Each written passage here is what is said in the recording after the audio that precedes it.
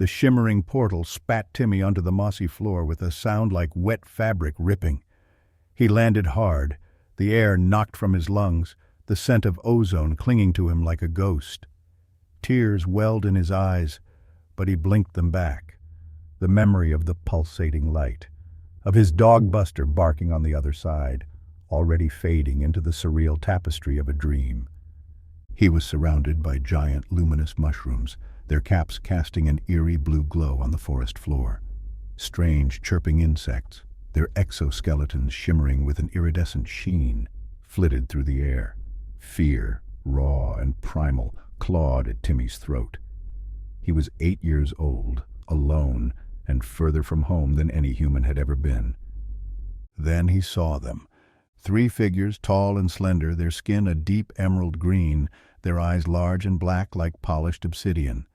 They wore simple tunics woven from some luminous plant fiber, their faces a mixture of curiosity and concern. Timmy, his breath caught in his chest, instinctively knew they weren't human, yet they didn't seem monstrous. They radiated a quiet intelligence, a sense of ancient wisdom that calmed the storm within him. The tallest of them, a female with intricate tattoos swirling across her forehead, knelt before him. Her touch, when she placed a cool hand on his shoulder, was surprisingly gentle. "Don't be afraid, little one," she said, her voice a melodious whisper that seemed to resonate deep within him, bypassing his ears entirely. "You are safe now."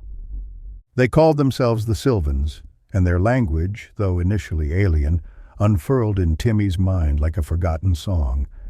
He learned their ways, their deep connection to the forest, their ability to communicate with the very plants and animals around them.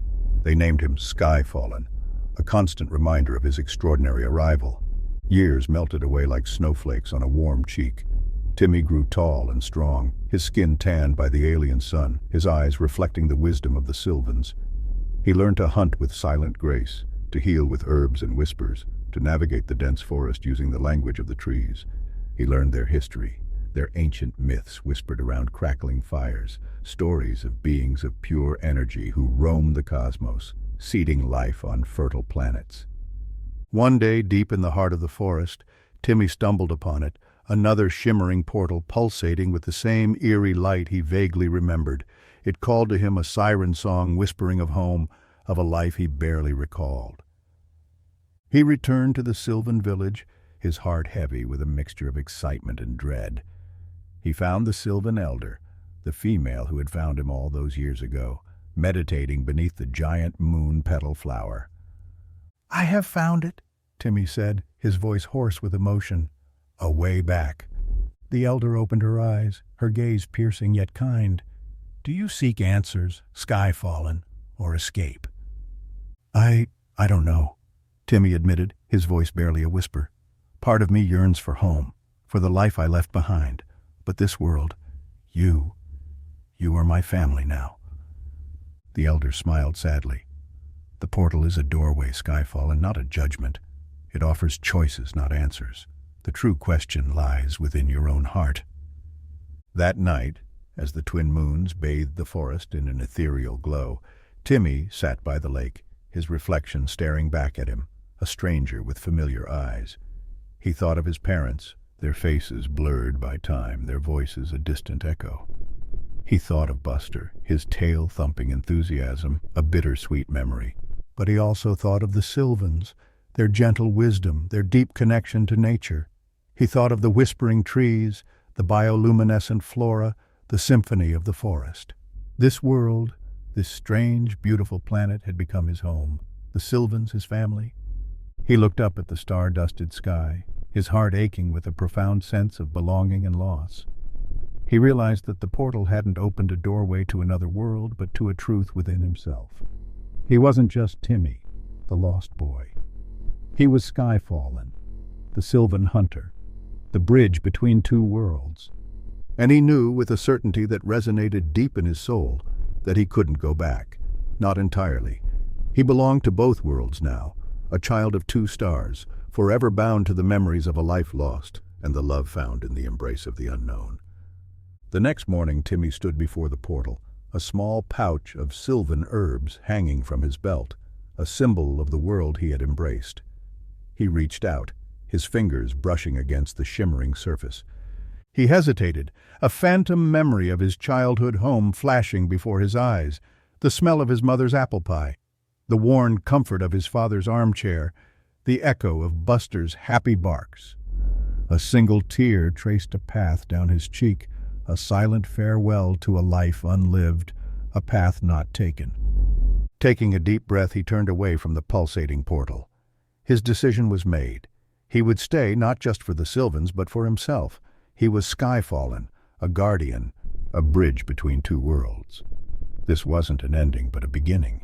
He returned to the Sylvan Elder, his heart brimming with a newfound purpose. He would learn everything the Sylvans had to teach, mastering their ancient wisdom, their deep connection to the forest. He would become their protector, their voice in a world teetering on the edge of discovery. Years later, a group of human explorers stumbled out of the shimmering portal, their eyes wide with awe and fear. Timmy, now a man, his features hardened by time, but his eyes still holding the same kindness, stood before them. He wore the traditional Sylvan garb, his hand resting on the hilt of a blade crafted from living wood. He greeted them in their own tongue, a language he had never forgotten, a language that now felt both familiar and strange. The explorers, armed with advanced technology and driven by the insatiable human hunger for exploration, were both wary and amazed. This planet, their leader, a grizzled veteran with stars in his eyes and weariness etched on his face, began, his voice laced with wonder. It's extraordinary. The readings, the life forms. We've never encountered anything like it. This world, Timmy replied, his voice calm but firm, echoing with the wisdom of the Sylvans, is sacred. It welcomes you with open arms, but it demands respect. He became their guide, their interpreter, their protector. He taught them the Sylvans' ways, their harmonious existence with nature, their deep understanding of the delicate balance of life. He showed them the beauty and wonder of the forest, but also its power, its ability to both nurture and consume. And as he watched them, these children of Earth, he saw a glimmer of hope. He saw a chance for both worlds to learn from each other, to build a future where technology and nature existed in harmony. One evening, as the explorers prepared to return through the portal, their leader approached Timmy, a question burning in his eyes. "Why?" he asked, his voice barely a whisper. "Why stay? Why choose this world over your own?" Timmy looked at him, a sad smile gracing his lips. He gestured to the vibrant tapestry of the forest, the luminous flora swaying gently in the breeze, the air alive with the music of unseen creatures. "This," he said, his voice filled with a deep sense of peace. "This is my home now. But," he added, placing a hand on the man's shoulder, "it doesn't have to be a choice. There's a place for both of our worlds, a way for us to coexist, to learn from each other."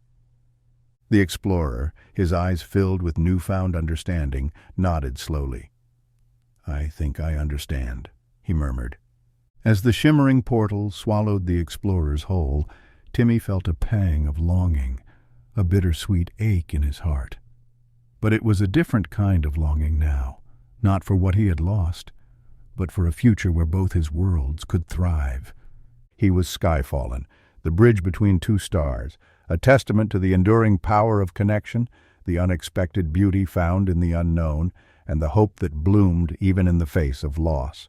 He was home.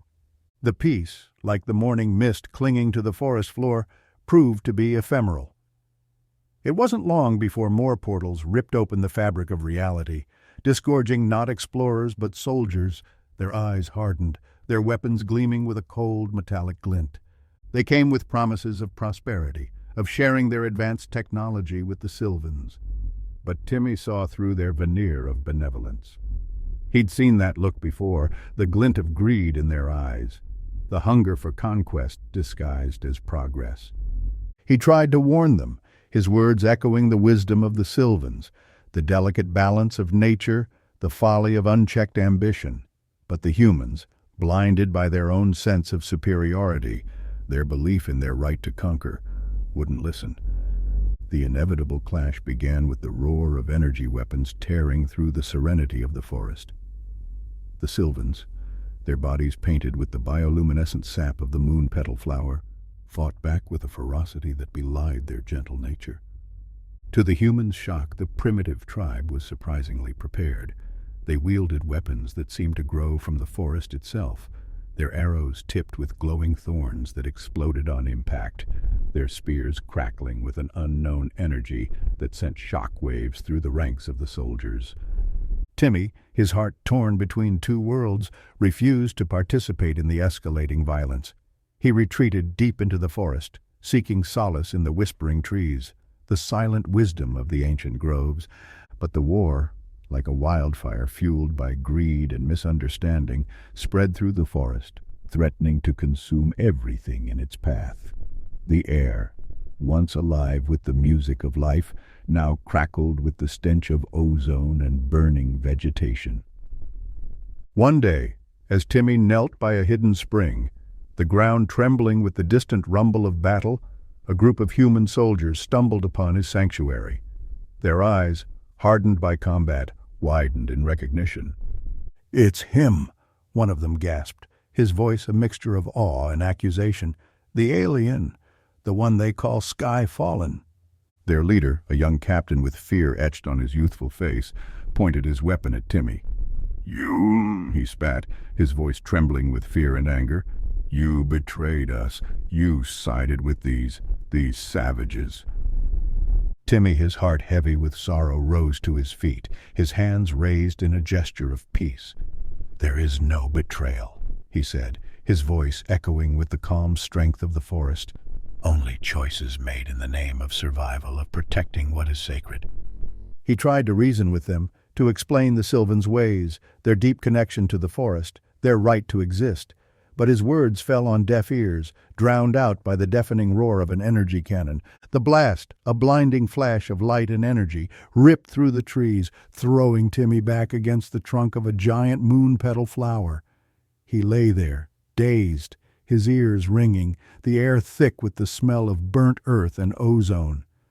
As his vision cleared, he saw them, the soldiers, their faces pale with terror, their weapons clattering to the ground.